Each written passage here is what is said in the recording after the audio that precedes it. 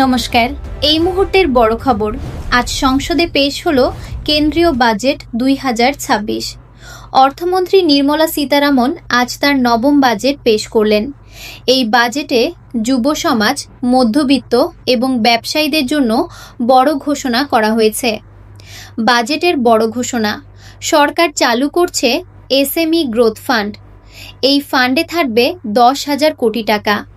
এই টাকা ছোট ও মাঝারি ব্যবসার জন্য নতুন রাস্তা, ব্রিজ, রেল প্রকল্পের জন্য আনা হয়েছে ইনফ্রাস্ট্রাকচার গ্যারান্টি ফান্ড।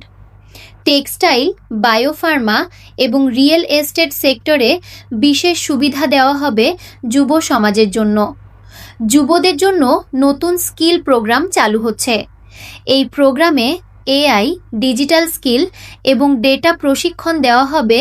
উচ্চশিক্ষার জন্য নতুন স্কলারশিপের ঘোষণাও করা হয়েছে। সাধারণ মানুষের জন্য স্বাস্থ্য খাতে বরাদ্দ বাড়ানো হয়েছে। সরকারি হাসপাতালের পরিকাঠামো উন্নত করা হবে। ডিজিটাল পরিষেবার বিস্তার ঘটানো হবে। আয়করের ক্ষেত্রে কিছু পরিবর্তনের ইঙ্গিত দেওয়া হয়েছে। শিল্প ও বিনিয়োগ, স্টার্টআপ সংস্থাকে কর ছাড় দেওয়া হবে। বিদেশি বিনিয়োগ টানতে নতুন শিল্পনীতি আনা হবে। কর্মসংস্থান বাড়ানোই এই বাজেটের মূল লক্ষ্য। প্রধানমন্ত্রীর প্রতিক্রিয়া।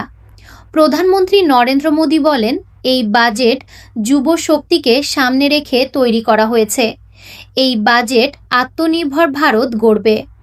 বিরোধীদের প্রতিক্রিয়া।